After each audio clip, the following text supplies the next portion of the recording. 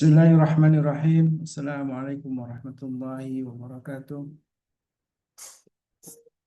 Innal hamdalillah nahmaduhu wa nasta'inuhu wa nastaghfiruh wa na'udzu billahi min syururi anfusina wa min sayyiati a'malina may yahdihillahu fala mudilla lahu wa may yudlil fala hadiya lahu.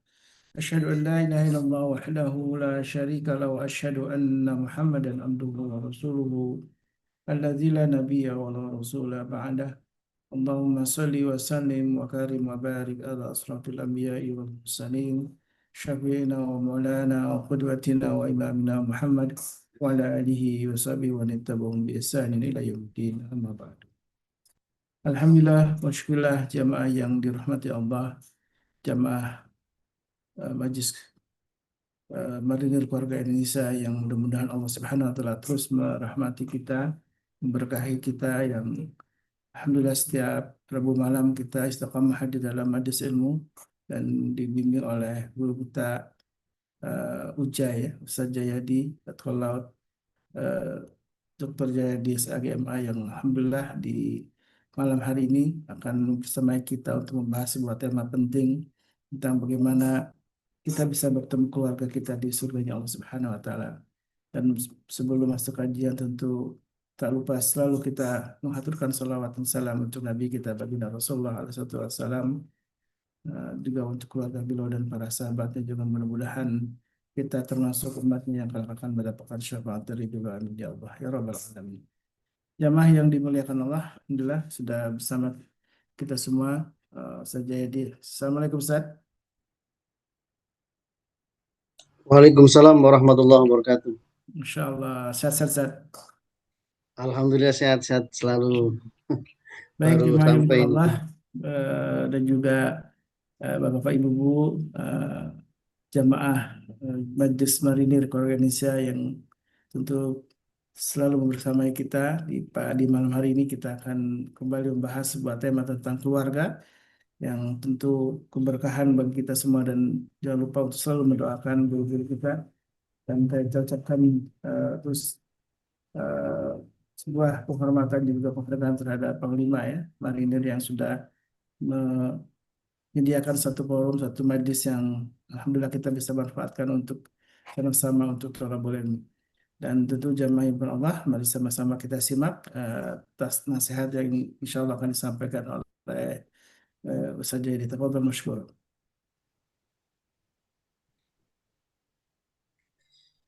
Assalamualaikum warahmatullahi wabarakatuh.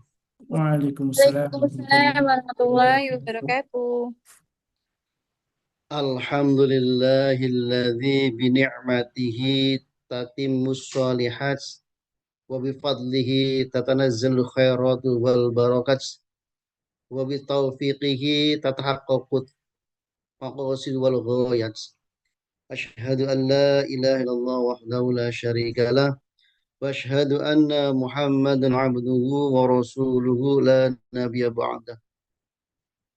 Allahumma salli wa sallim wa barik ala sayyidina Muhammad wa ala alihi wa sahbihi al-mujahidin at-tahirin. Amma ba'd. Yang terhormat Bapak Pangkormar beserta Ibu yang kami hormati, Bapak KS beserta Ibu dan para PJU Korps Marinir yang senantiasa mendukung dan juga membimbing kajian Marinir Keluarga Indonesia. Yang kami hormati moderator kita yang senantiasa setia, yakni Ustadz Kholis Bakri. Mudah-mudahan dalam keadaan sehat selalu ya. Amin. Ibu-ibu yang senantiasa setia seperti Ibu Nirwana, Ibu Susi, dan juga Ibu Dwi Sundari, Ibu Siti Nurjana atau Ibu Iis, Ibu Nadia, ini senantiasa hadir untuk Mbak Fauzana dan Mbak Nunu serta para jamaah semuanya yang tidak bisa disebutkan satu persatunya. Mudah-mudahan kita senantiasa istiqomah di dalam menuntut ilmu, Rabbi zidni ilman. Bahwa Nabi Muhammad diajarkan oleh Allah Subhanahu wa taala untuk berdoa senantiasa ditambah ilmunya. Karena apa? Karena dengan ilmu kita bisa bahagia di dunia dan di akhirat, insya Allah. Adapun pada kesempatan malam hari ini kita akan bahas tentang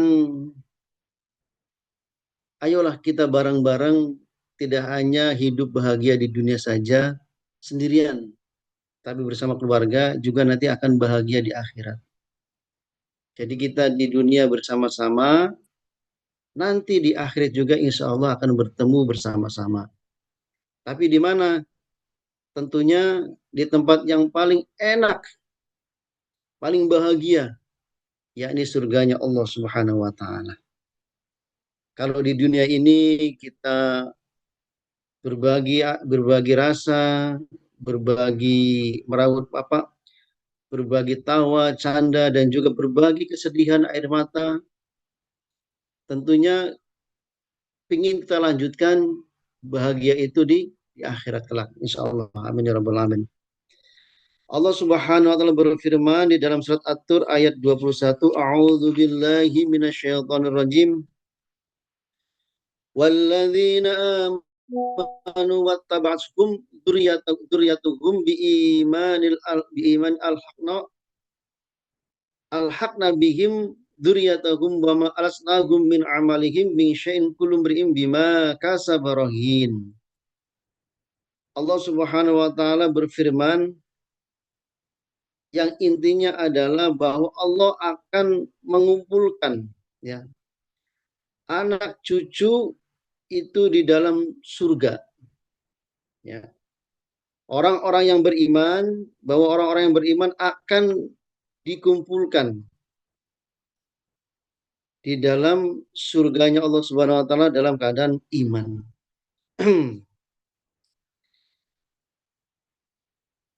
Namun tiket menuju surga sekeluarga itu tidak datang begitu saja.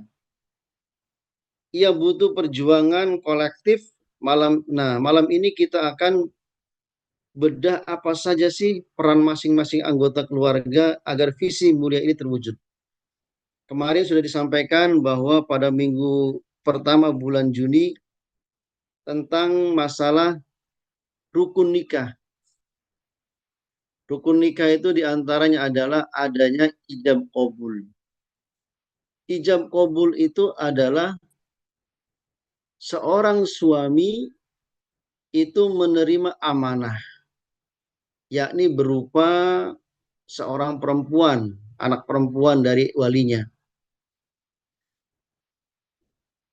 Yang kedua, bahwa ijab qabul itu seorang wali menyerahkan anak perempuannya kepada sang suami, artinya adalah seorang wanita ketika telah bersuami tanggung jawab sepenuhnya bukan lagi kepada orang tuanya, akan tetapi beralih kepada suaminya. Jadi apapun keputusannya, apapun keinginannya, limpahkan kepada suaminya. Ya walaupun suaminya kadang-kala memenuhi juga, kadang-kala juga tidak dapat memenuhi keinginannya. Ini namanya fleksibel. Ya. Jadi seperti itu.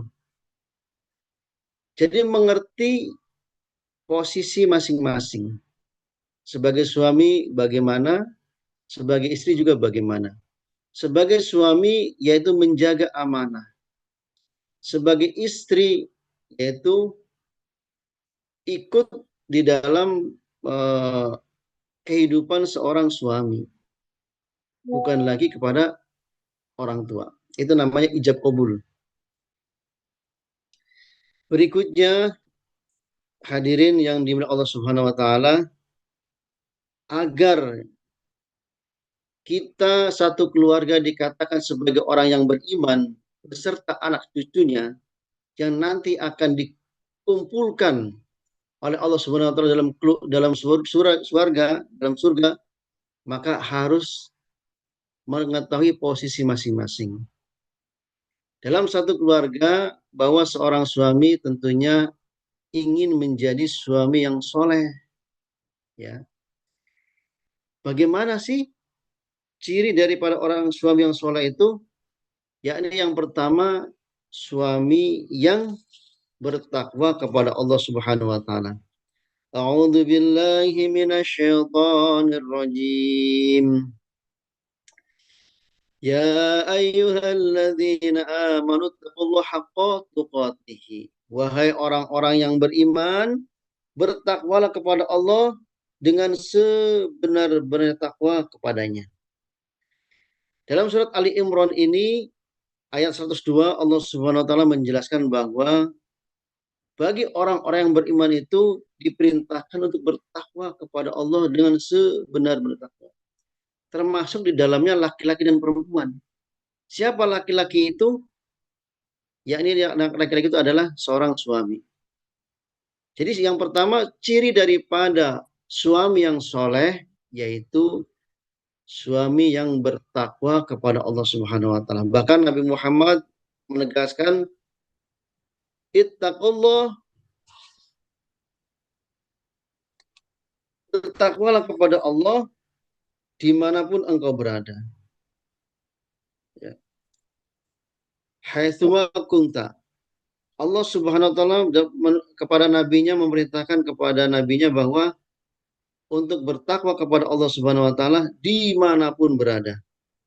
Maka suami yang bertakwa akan takut berbuat zalim kepada istri meskipun tidak ada seorang pun yang melihatnya. Apa sih takwa itu? Ya, takwa itu banyak yang mengartikan bahwa melaksanakan segala perintahnya dan menjauhi segala larangannya. Itu pengertian yang sangat singkat. Ya. Melaksanakan segala perintahnya. Perintah siapa? Perintah Allah Subhanahu wa taala, dan juga menjauhi segala larangannya. Tetapi dalam takwa itu ada horizontal, ada vertikal. Horizontalnya yakni harus berbuat baik kepada sesama manusia, termasuk di dalamnya adalah keluarga. Yang kedua, vertikalnya, yang kita harus senantiasa mempunyai hubungan baik dengan Allah Subhanahu wa taala dengan cara mengerjakan apa yang telah diperintahkannya, sholat, zakat, puasa, dan lain sebagainya. Itu secara vertikal. Itu yang pertama. Jadi ciri yang pertama adalah seorang suami soleh adalah orang yang bertakwa.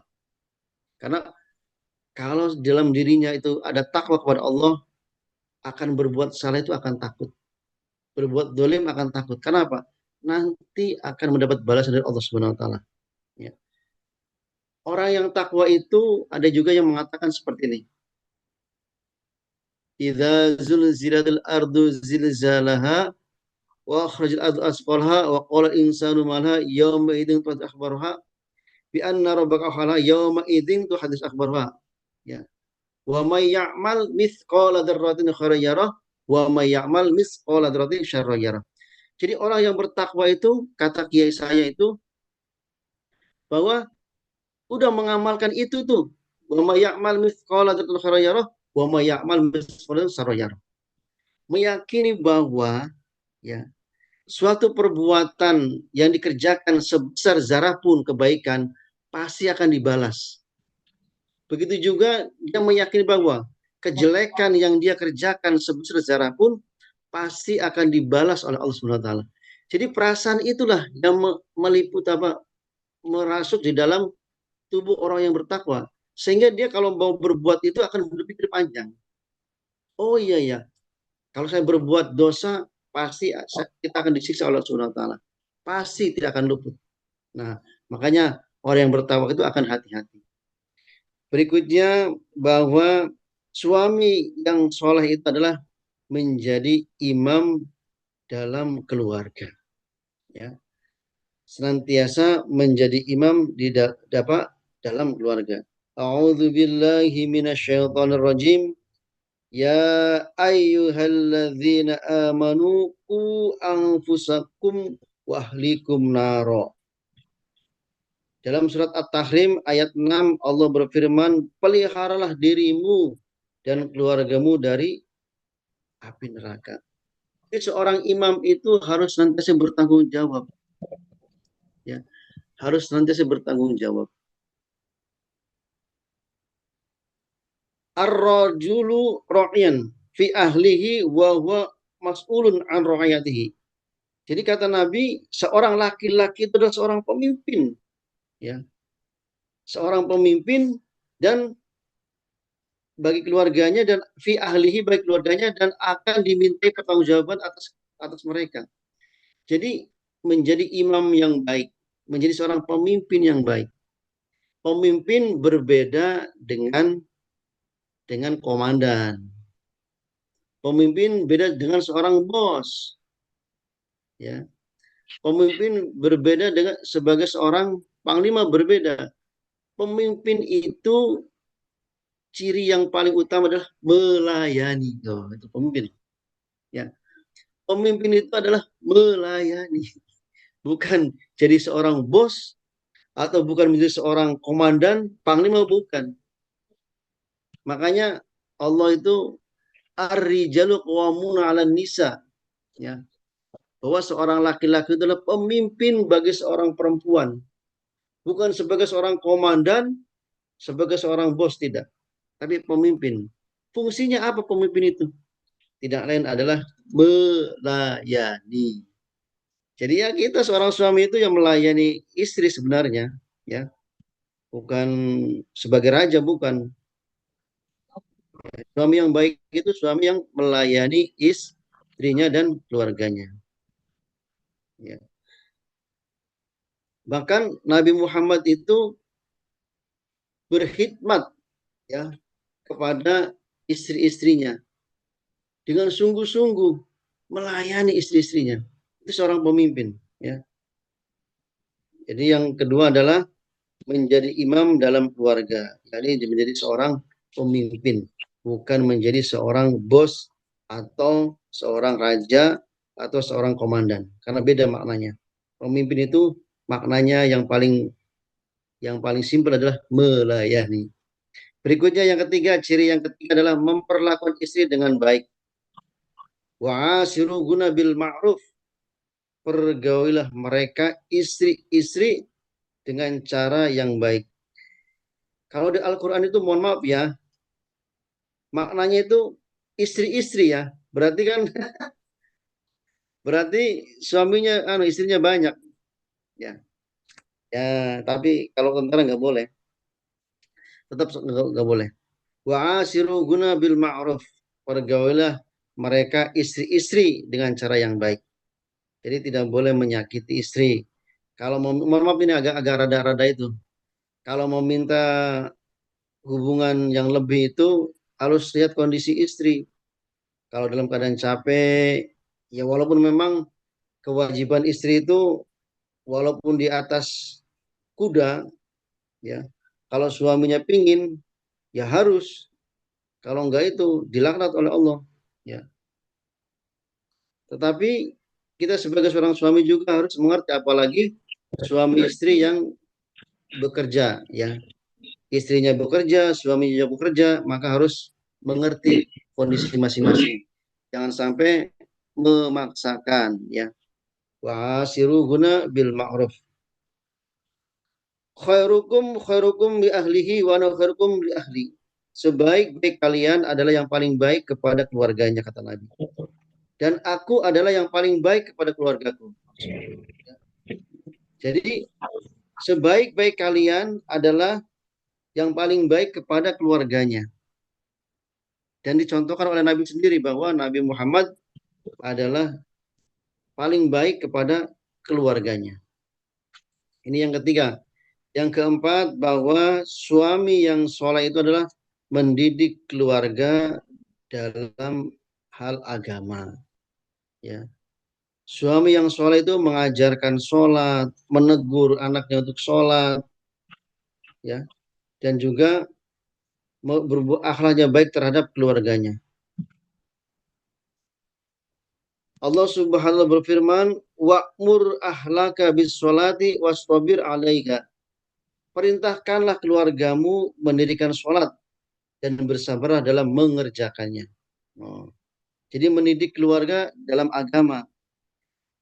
Tapi kadangkala ya, kita sebagai orang tua nyuruh anaknya sholat, dirinya nggak mau sholat. Ini yang jadi permasalahan. Tapi ya ada kewajiban ya. Kalau memang susah untuk disuruh untuk sholat, ya ini aja. Rabbi habli minas sholihin. Uh, Inna sholati wa nusuki wa mahyaya wa mamati lillahi rabbil alamin. Rabbi ali muqimas sholat. Rabbi ali muqimas sholat. Jadi memohon kepada Allah Subhanahu wa taala, ya Allah, mudah-mudahan keluargaku sebagai orang-orang yang mendirikan sholat. Ya, sering-sering berdoa Rabbi ali muqimas sholat. Ya, kalaupun memang kalau selalu ditegur itu agak susah, ya kita berdoa, jangan putus berdoa untuk supaya keluarga kita melaksanakan sholat. Itulah beberapa ciri daripada suami yang soleh, yakni yang pertama bertakwa kepada Allah Subhanahu wa taala, yang kedua menjadi imam dalam keluarga, yang ketiga adalah memperlakukan istri dengan baik, dengan ma'ruf, dan juga mendidik keluarga dalam masalah hal agama. Ya, itulah tanggung jawab sebagai seorang suami. Jadi suami itu bukan cuma memastikan dapur ngebul saja, tapi memastikan anggota keluarganya sujud kepada Allah Subhanahu wa taala. Nah, ini yang pertama. Jadi harus apabila kita ingin masuk surga seluruh keluarga, yang pertama suaminya dulu harus menjadi suami yang soleh. Yang kedua, yaitu seorang istri yang soleha. Jadi ada suami, ada istri. Ya. Seorang suami yang soleha, tetapi kalau istrinya tidak soleh, tetapi kalau istrinya tidak soleha, maka tidak akan bertemu. Contohnya siapa? Ada Nabi Nuh. Ya, Nabi Nuh itu anak dan istrinya masuk neraka. Ya, Nabi Nuh itu, walaupun dia seorang nabi. Ada juga Siti Aisyah ya, Siti Asia. Suaminya masuk neraka, yaitu Fir'aun, dirinya masuk surga. Nah, itu. Jadi maunya sih suami istri masuk surga dan anak-anaknya juga. Jadi pilar yang kedua harus ditopang oleh istri yang soleha. Setiap keindahan perhiasan dunia, hanya istri soleha perhiasan dunia. Ad-dunya mata'un wa kharumatil dunya al-mar'atu soleh. Ya. Dunia adalah perhiasan, dan sebaik-baik perhiasan dunia adalah istri yang soleha. Ya, jadi itu. Dunia adalah perhiasan dan sebaik-baik perhiasan adalah istri yang soleha. Walaupun istrinya cantik, istrinya demplon, tapi tidak soleha, ya, lihat aja males, ya, karena tidak soleha. Nah, bagaimana istri yang soleha itu? Kata Nabi bahwa istri yang soleha itu ciri-cirinya, ya, yang pertama adalah idza nadhara ilaiha saratha. Apabila dipandang menyenangkan, ya. Masya Allah, Bu, bisa nggak Bu, suaminya capek-capek pulang kerja, berdiri di depan pintu, disambut dengan senyuman. Bu, bisa nggak Bu? Itu bisanya cuma tanggal 1, ya. Bisanya cuma tanggal 1. Tapi kalau sudah tanggal 20 sampai dengan 30, ya demo aja dah. Ya, ya. Tapi itulah wajar, namanya manusia ya. Namanya manusia. Jadi ketika dipandang oleh suaminya itu menyenangkan. Jadi jangan suka cemberut, perengat-perengut, plengas-plengos, Masya Allah. Sementara suami capek, banyak masalah. Ya. Itu yang Yang pertama, ciri daripada istri yang soleha. Yang kedua adalah wa idza amaroha atau asha. Apabila diperintah ya dalam perkara yang baik ia taat. Ya, apabila dia diperintah selagi perintah itu dalam perkara yang baik, tidak melanggar syariat Islam, maka wajib taat.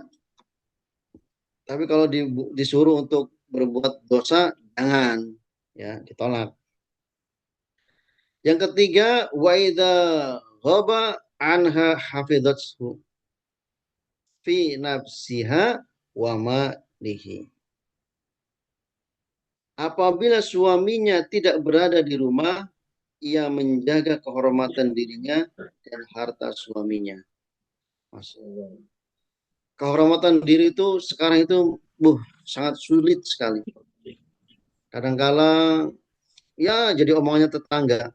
Oh, istrinya siapa sih? Oh, istrinya si Anu. Kok begitu sih? Nah, yang penting yang diomongnya yang baik-baik saja. Tetapi yang diomong itu ya kejelekannya, Masya Allah. Berarti istri itu tidak pandai menjaga kehormatan dirinya dan juga suaminya.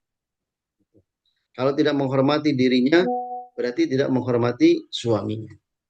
Maka dari itu, wajib hukumnya seorang istri apabila suaminya tidak ada di rumah, wajib menjaga kehormatan dirinya dan juga kehormatan dan juga harta suaminya. Ya. Misalnya ditinggal tugas bagi keluarga marinir ini nih, ditinggal tugas Satgas Pamtas, ya, perbatasan gitu loh, Satgas Pulau Terluar, ya, atau Satgas Luar Negeri, atau Satgas tugas pendidikan, kan ditinggal tuh 1 bulan, 3 bulan, 6 bulan, ya, maka dia harus pandai menjaga kehormatan dirinya. Untuk apa? Untuk menjaga kehormatan suaminya. Jangan sampai terjadi hal-hal ketika suaminya tidak ada, justru istrinya berbuat yang tidak menyenangkan sehingga mengotori kehormatannya. Ini hati-hati bagi ibu-ibu marinir yang ditinggal tugas oleh suaminya, maka harus pandai menjaga kehormatannya. Ada sebuah kisah nih. Seorang ibu masuk surga gara-gara anaknya, ini sering didengarkan ya. Ada seorang ibu yang masuk surga gara-gara anaknya taat dan patuh kepada suaminya. Sudah pernah dengar ya pasti ya? Sudah pasti pernah dengar itu. Ya. Di mana ketika suaminya akan berperang, lalu berpesan kepada istrinya, wahai istriku, ya, saya akan pergi berperang, akan bertugas menjaga perbatasan, menjaga ya pulau-pulau terluar dari negara kesatuan Republik Indonesia, atau menjaga dikirim ke luar negeri, tolong ya jangan berani-beraninya keluar rumah tanpa seizinku, kata suaminya. Lalu istrinya manut ya. Suatu ketika datanglah utusan daripada orang tuanya. Assalamualaikum. Waalaikumsalam. Ada apa, Pak? Ini Bu, saya diutus oleh ibunya ya, bahwa dalam keadaan sakit. Nah, lalu dijawab oleh istrinya itu, mohon maaf ya, sampaikan ke ibu saya bahwa saya tidak bisa menjenguk. Karena apa? Karena suami saya berpesan, apabila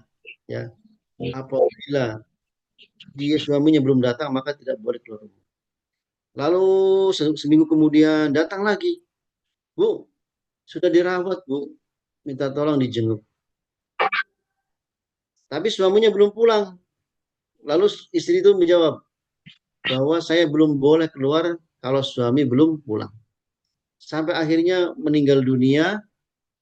Lalu utusan itu, Bu, ibunya mau dimakamkan. Barangkali untuk terakhir kalinya minta tolonglah dijenguk atau dilihat. Apa jawab istri itu? Saya tetap tidak mau, karena apa? karena suami saya itu belum pulang. Karena suami saya berpesan, sebelum saya pulang maka kamu tidak boleh keluar rumah. Maka saya taati perintah suami itu. Lalu utusan ini datang mengadu kepada Rasulullah. Wahai Rasulullah, ini ada seorang istri begini begini begini. Lalu apa jawaban Nabi? Jawaban Nabi adalah bahwa ibunya masuk surga gara-gara anaknya menjadi istri yang taat kepada suaminya. Masya Allah. Tapi kalau zaman sekarang berbeda. Jangan sampai hadis ini dimakan mentah-mentah. Mentah-mentah itu akhirnya selama itu tidak keluar-keluar. Waduh, berat juga ya. Kayaknya berat juga. Sekarang kan sudah ada HP, sudah video call gitu loh. Intinya kan keluar rumah atas izin suaminya gitu loh. Nah, karena mungkin zaman dahulu itu belum ada HP, belum ada apa, maka susah untuk menghubunginya. Mungkin sekarang bisa izin. Izin bang, ibu saya sakit, bagaimana? Mohon, tapi izin dulu, jangan berangkat-berangkat saja. Atau malah sudah sampai di sana baru izin. Nah, ini juga sampai rumahnya sudah baru izin. Ya. Jadi izinnya itu sebelum berangkat, jangan izinnya sudah di rumah baru minta izin. Aduh, ya suaminya mau ngebolehin mana, dibolehin juga gimana kan? Akhirnya bingung. Ya terpaksa suami mengizinkan. Jadi kalau zaman sekarang tidak saklek itu hadis, tapi zaman sekarang kan ada HP, ada alat komunikasi. Maka ketika ada sesuatu dengan keluarga istri, silakan izin sama suami lewat HP, lewat alat komunikasi. Kalau suaminya mengizinkan, silakan berangkat. Ya. Tapi kalau suami tidak mengizinkan, jangan berangkat. Ya. Karena apa? Justru mungkin akan menambah dosa orang tuanya. Kenapa? Karena tidak mempunyai anak yang tidak taat kepada suaminya. Ini ya, pengaruhnya besar sekali ya. Bahwa istri yang soleha itu yang taat kepada suami akan menyebabkan orang tuanya masuk ke dalam surga. Masya Allah. Amin ya Rabbal. Amin. Ya Allah. Ini yang berikutnya, selain istri, suami, juga istri, ada juga anak-anak kita. Ya. Kita tidak mungkin masuk surga hanya berdua saja suami istri. Tentunya kalau kita sudah punya keturunan, anak keturunan kita juga harus bisa masuk surga bersama-sama. Ya. Harus bersama-sama. Tadi istri yang soleha. Kenapa jadi istri soleha itu menjadi salah satu syarat untuk masuk bareng? Hanya istri yang beriman yang bisa dijadikan teman dalam tiap kesusahan, selalu jadi hiburan. Nah, jadi istri yang beriman itu adalah istri yang jadi teman dalam setiap kesusahan, selalu jadi hiburan, bukan menambah-nambah susah gitu loh. Ya, ketika suaminya lagi lesu, banyak masalah di kantor, maka dia tampil menghibur, bukan menambah-nambah masalah, bukan malah dimarahin, bukan. Ya. Istri yang beriman. Hanya istri yang soleha, yang punya cinta sejati, yang tetap akan setia dari hidup sampai mati, bahkan sampai hidup lagi. Jadi cintanya seorang istri yang solehah itu setia di dunia, ya, dari hidup sampai mati, setia sampai mati di dunia. Lalu sampai dengan hidup lagi. Artinya apa? Cintanya tidak akan pernah mati sampai mati, ya. Bahkan nanti setelah kumpul di padang mahsyar, ditentukan di dalam di akhirat nanti, cintanya itu tetap akan bersemi dan insya Allah akan berkumpul dengan suaminya. Amin ya robbal alamin. Inilah hebatnya seorang istri yang soleha. Berikutnya adalah faktor yang ketiga atau pilar yang ketiga agar kita dipertemukan ya Allah bersama seluruh keluarga di surga, maka harus mempunyai anak-anak yang soleh dan soleha. Ya. Bagaimana sih anak yang soleh dan soleha itu? Yang pertama adalah yaitu didiklah anak-anak itu dengan agama. Jadi yang pertama itu utamakan agamanya senantiasa diajarkan. Ya.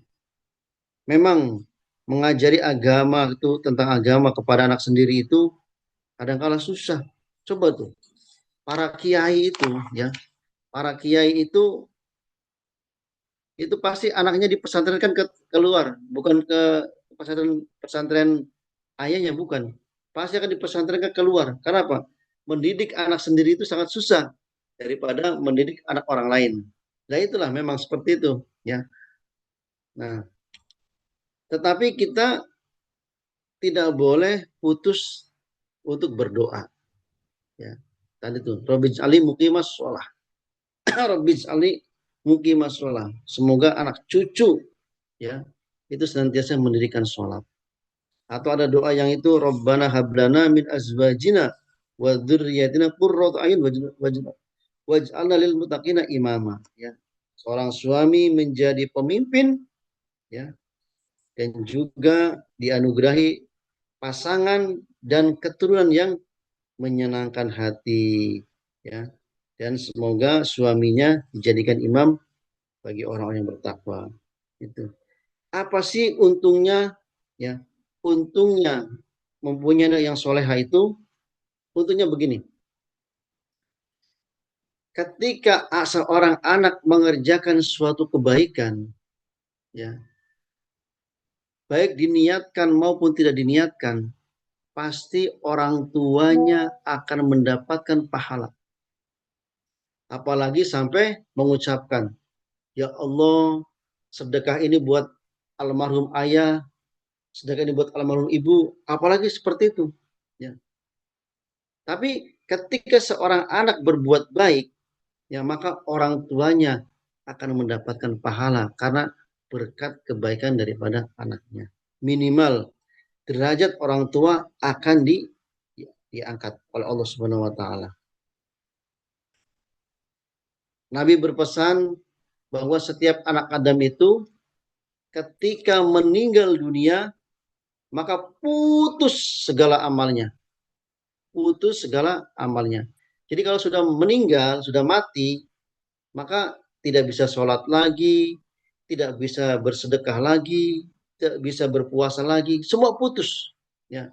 Tidak bisa berbuat amal baik lagi, karena apa? Putus kalau sudah meninggal dunia. Tetapi ada 3 amalan, ya. Ada 3 amalan yang tidak pernah putus.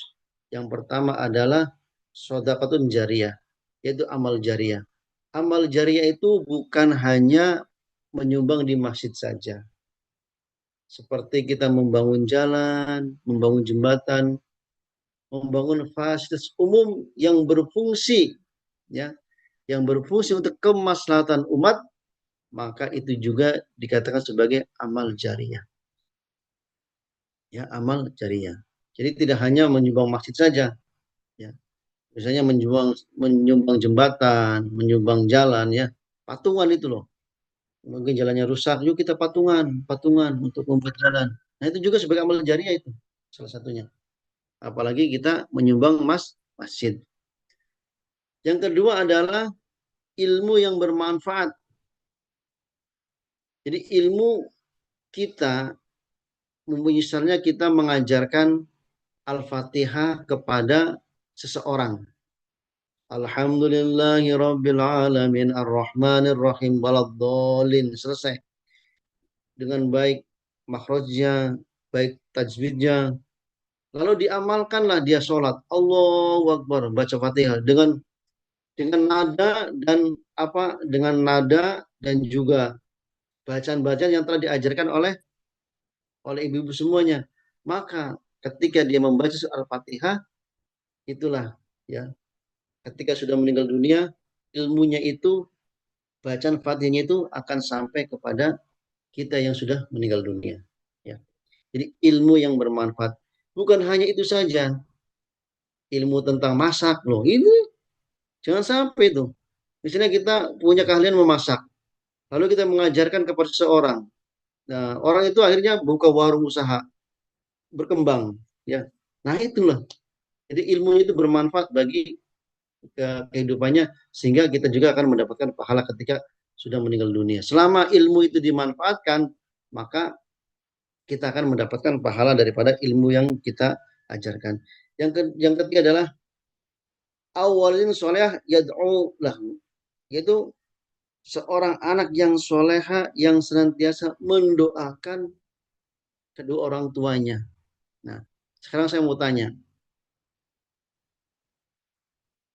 berapa kali kita berdoa untuk ayah ibu kita, memohonkan ampun untuk ayah ibu kita? Ayo, berapa kali?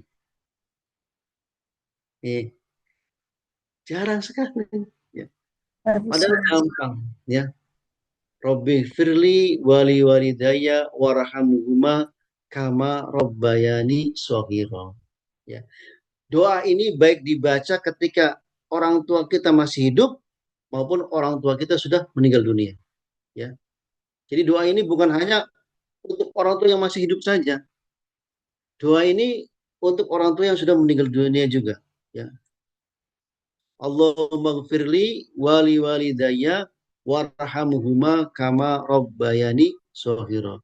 Ya Allah, ampunilah saya dan kedua orang tua saya yang telah memberikan kasih sayang sewaktu kami masih kecil. Ya, sewaktu kami masih kecil. Itu doanya. Perbanyak doa itu. Ya, insya Allah secara tidak langsung dosa orang tua kita akan diampuni Allah Subhanahu wa taala. Baik beliau masih hidup maupun beliau sudah meninggal dunia. Sempatkanlah ketika habis sholat itu jangan lupa berdoa Allahumma gfirli wali walidayya warhamhuma kama rabbayani sohiro. Bahkan kalau di kita-kita itu Astagfirullahaladzim alladzi li wali walidayya wali jamil muslimina wal muslimat wal mu'minin wal mu'minat al ahya'i wa tubu ilaih. Ada tuh istighfar seperti itu ya. Istighfar Astagfirullahaladzim li wali walidayya wali jamil muslimina wal muslimat wal mu'minina wal mu'minat al ahya'i minhum wa tubu ilaih. Jadi mohon ampun atas dosa-dosa pribadi, lalu dosa kedua orang tua, lalu dosa orang muslim ya, laki-laki dan perempuan ya. Ya, insya Allah ya berkat doa-doa itu dosa-dosa kedua orang tua kita akan diampuni oleh Allah walaupun orang tua kita sudah meninggal dunia. Jadi ketika ditinggal kedua orang tua kita lalu berdoa itu pasti akan sampai. Insya Allah akan sampai. Allah akan mengampuni ya dosa-dosa kedua orang tua kita. Jadi sangat beruntung ya. Sangat beruntung bagi orang-orang yang mendapati anaknya adalah menjadi anak yang soleh dan soleha. Kesimpulannya bahwa rumah tangga yang bervisi surga tidak dibentuk oleh kesempurnaan, melainkan oleh kesamaan visi untuk saling memperbaiki diri. Suami membimbing, istri mendukung, dan anak-anak meneladani. Insya Allah ya, insya Allah.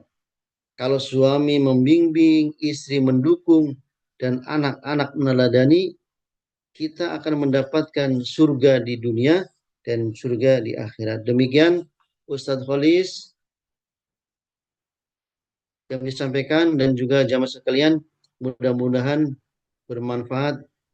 Amin ya rabbal alamin. Amin ya Allah ya Rabbal Alamin. Jazakallahu khairan katsiran. Bisa jadi yang sudah memberikan nasihat untuk kita.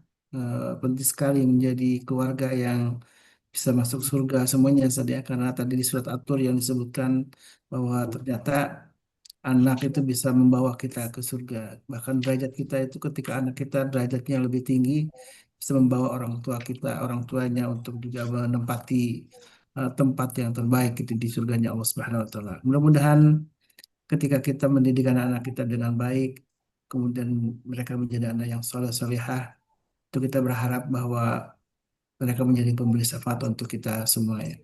Amin. Silakan jamaah yang ingin sharing atau mungkin bertanya tentang persoalan kita ini. Sebenarnya menjadi sangat penting karena siapa yang tidak mau saja kita Iya. sama-sama bersama keluarga lagi di surga ya.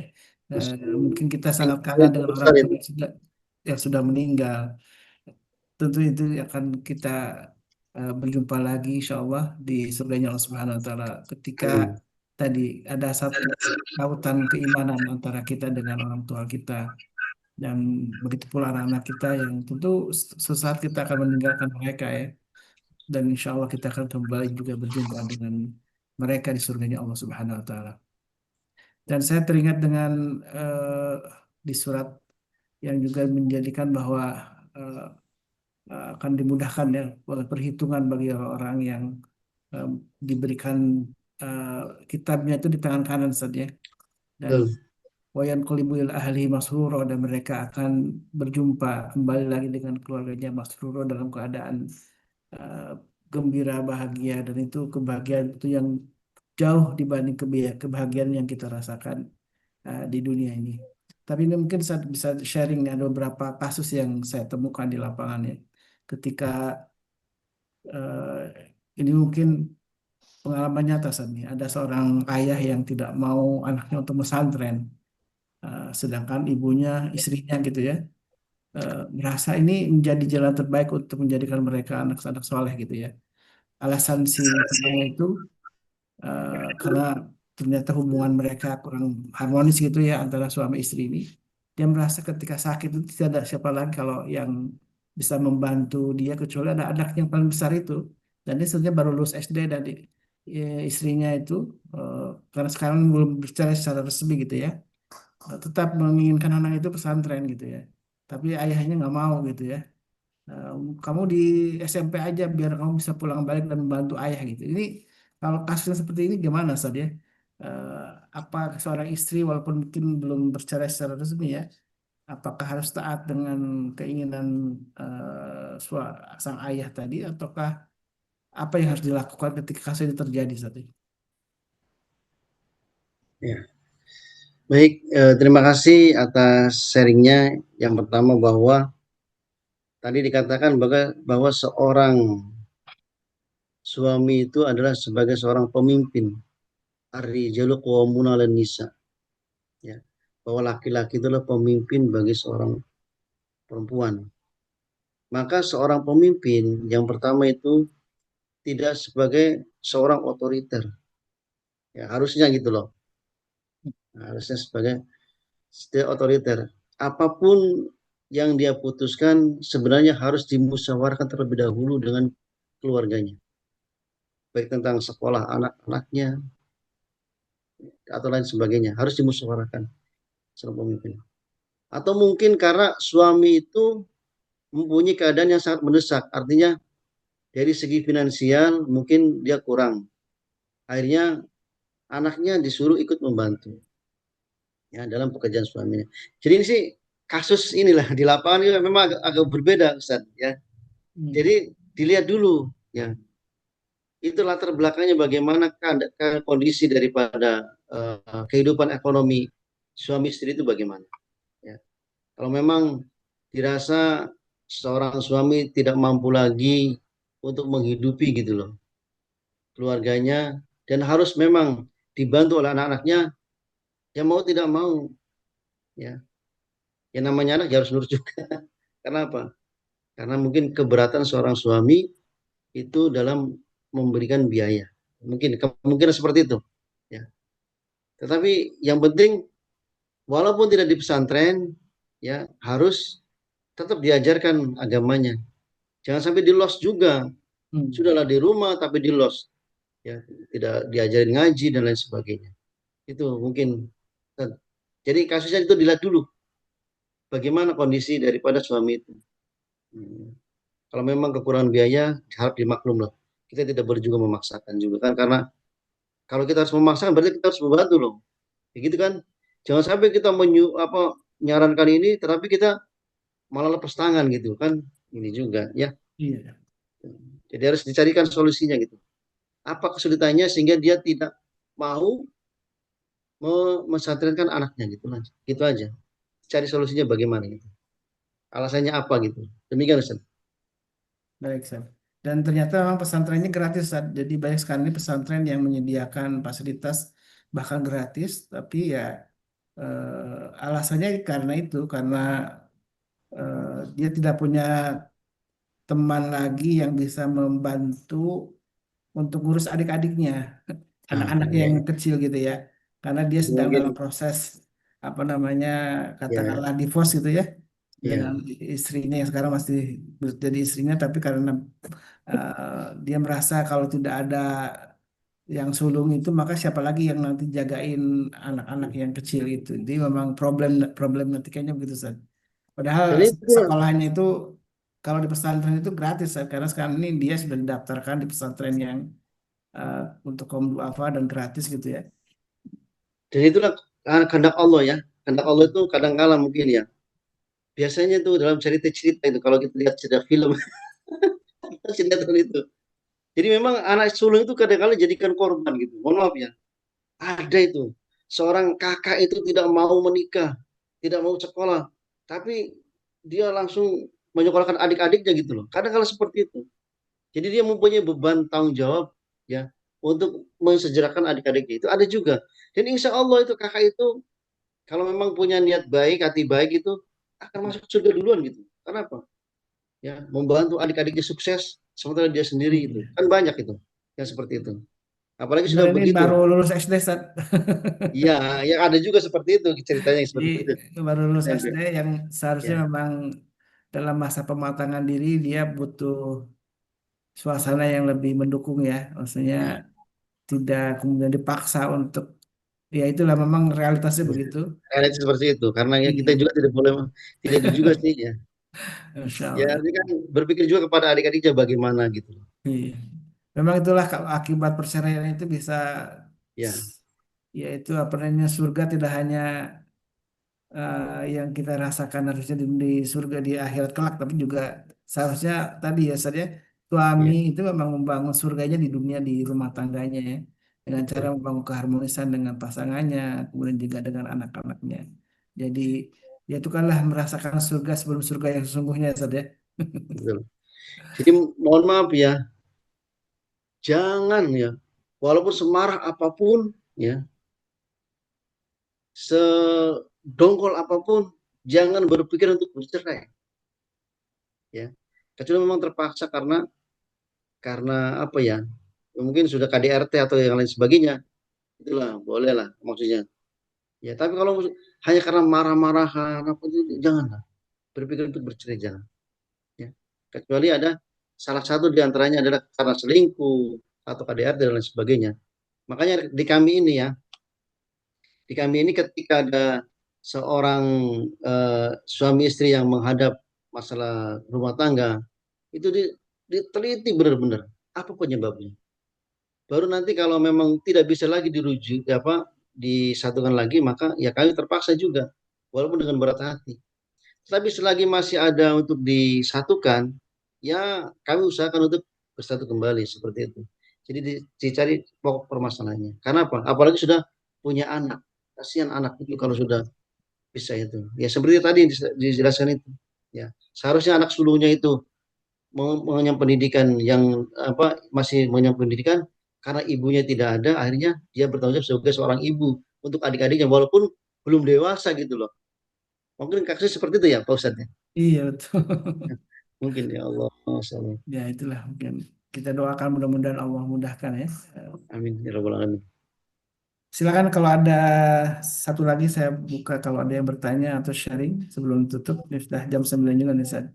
Insya Allah nih tema yang sebenarnya menarik. Kita bisa gali banyak hal tentang bagaimana tadi kewamah seorang suami, seorang ayah gitu kan ya. Kemudian seorang istri solehah yang disebutkan dalam hadis Nabi sebagai perhiasan dunia ya.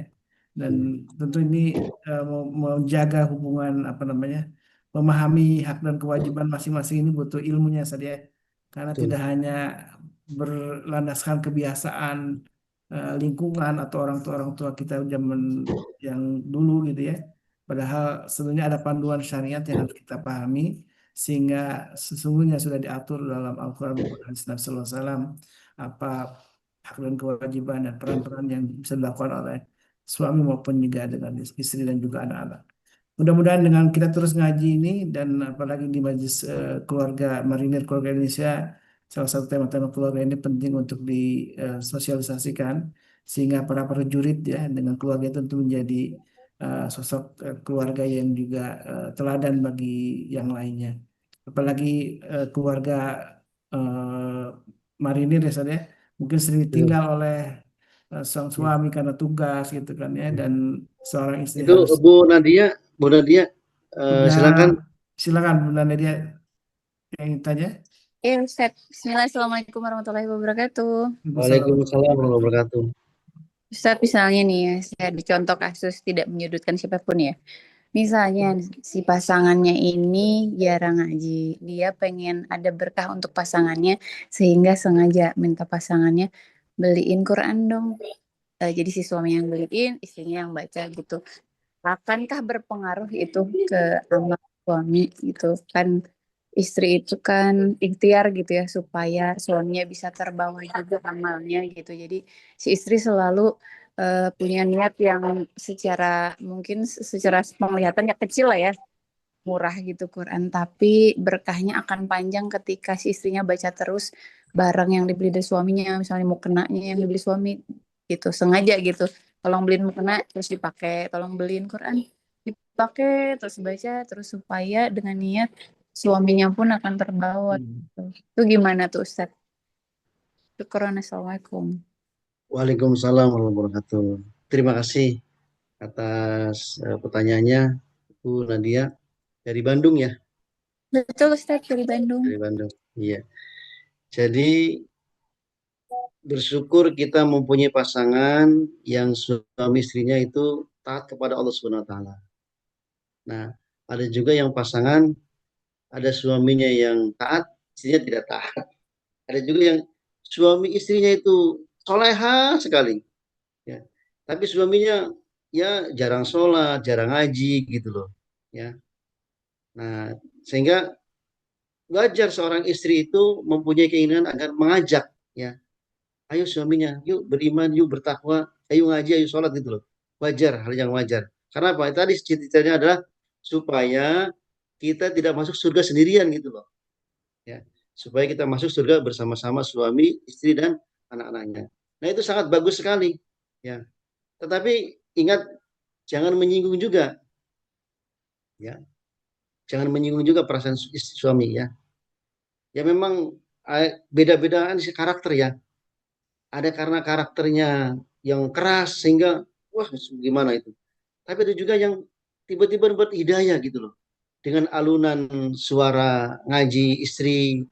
Jadi suami ketika pulang kerja terus istrinya lagi ngaji. Kayak sahabat Umar itu ya. Sahabat Umar itu ketika pulang itu ya ada adiknya ngaji kan, akhirnya mendapat hidayah. Ya mudah-mudahan ya dengan sering membaca Al-Quran yang diberikan oleh suaminya, dengan mengenakan mukena yang telah diberikan suaminya akan menjadi wasilah, ya, akan menjadi wasilah menyebabkan suami mendapatkan hidayah dari Allah Subhanahu wa taala. Sehingga suami mau belajar agama dan juga mau melaksanakan syariat, sholat, puasa, zakat dan lain sebagainya. Itu baik, baik sekali itu, ya, baik sekali. Tapi jangan sebaliknya, ya. Saya nikahkan anak saya terima nikahnya ini begini dengan mas kawin seperangkat alat sholat, Al-Quran seperangkat sholat, dibayar tunai. Akhirnya apa? Al-Qur'annya disimpan di lemari sampai berdebu, mukernanya nggak pernah dipakai. Nah, seperti itu ya. Ya, yang seperti itu. Ya, intinya bagus minta hal-hal yang baik kepada suami, lalu digunakan dengan yang baik dan insya Allah akan menjadi wasilah. Wasilah itu memang dari mana saja. Wasilah itu adalah sesuatu perbuatan baik yang menyebabkan orang lain mendapatkan imbas baiknya gitu. Ya, kita ngaji, istri ngaji, berkah daripada Al-Quran yang diberikan suami. Ngaji terus. Ya, akhirnya ada wasilah. Ya, suami menjadi sadar dan juga dapat hidayah. Gitu. Demikian Bu Nadia. Iya. Saya juga ucapkan selamat kepada Ustadz Rahmat ini. Ustadz Rahmat ini adalah, ya kalau ada pembahasan keluarga di Brigif Cilandak itu, ya pasti akan datang ke Ustadz Rahmat ini untuk Masya penyelesaian. Allah. Ahlan Ustaz Apa Rahmat, ya? Masya Allah ya. Baru Ustadz Rahmat ini. baru terlihat nih Iya, bergabung iya, di selamat Zoom. bergabung. Ahlan, Dan Masya Allah. mohon maaf, masjidnya sekarang lagi dibongkar itu.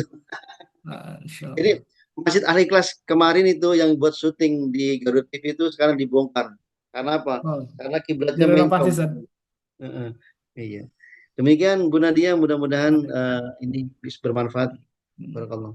Bahkan ketika tidak minta dibelikan pun, ketika harta suami itu dimanfaatkan untuk beli sesuatu yang bermanfaat itu, tetap itu pahalanya mengalir terus, Ustaz, ya. Jadi Misalkan tidak perlu harus minta, tapi harta dari suami itu kemudian minta izin, saya mau belikan Al-Quran, mau belikan apa namanya, mukena, itu tetap eh, bisa juga tetap mengalir ya pahalanya. iya. Tapi kalau itu kan ini kalau minta diberikan kan artinya mengetuk suami gitu. Wah, oh iya ya. Oh, ada sesuatu ya. Iya. Jadi saya selama ini tidak ngaji-ngaji nih, tidak baca Al-Quran. Tiba-tiba istri minta diberikan Al-Quran gitu loh. Ah, mudah-mudahan dengan perasaan itu, oh iya ya, saya kok gak pernah ngaji. Gitu, mudah-mudahan seperti itu ya. Iya. Gitu. Dan Gitu. gimana Teh Nadia? Oke. Iya, memang maksudnya seperti itu ya biasanya. Oh gitu, kode-kode Iya, berarti ya supaya Iya. ngaji kode. gitu. Kalau nggak Ya, gitu, memang lupa. Masya Allah, jadi Alhamdulillah. seperti itu.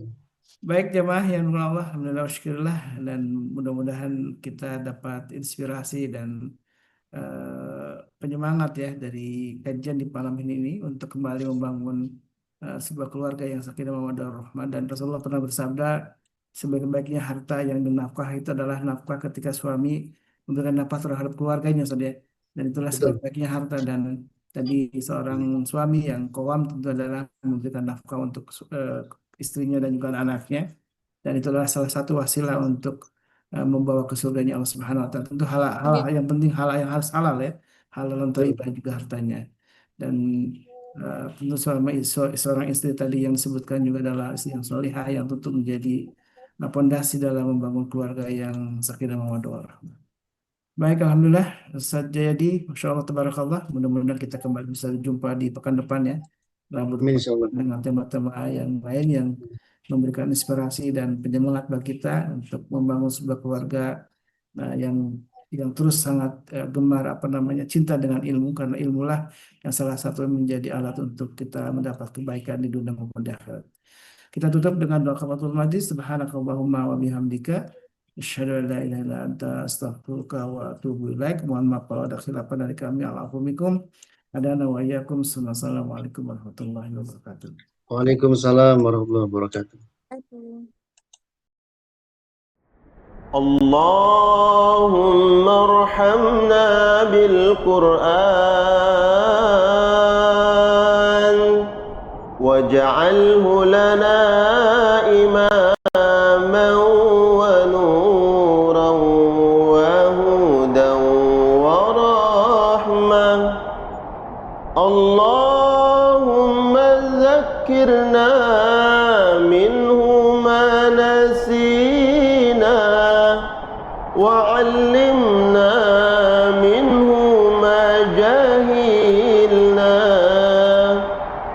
وارزقنا تلاوته آناء الليل وأطراف النهار واجعله لنا حجة يا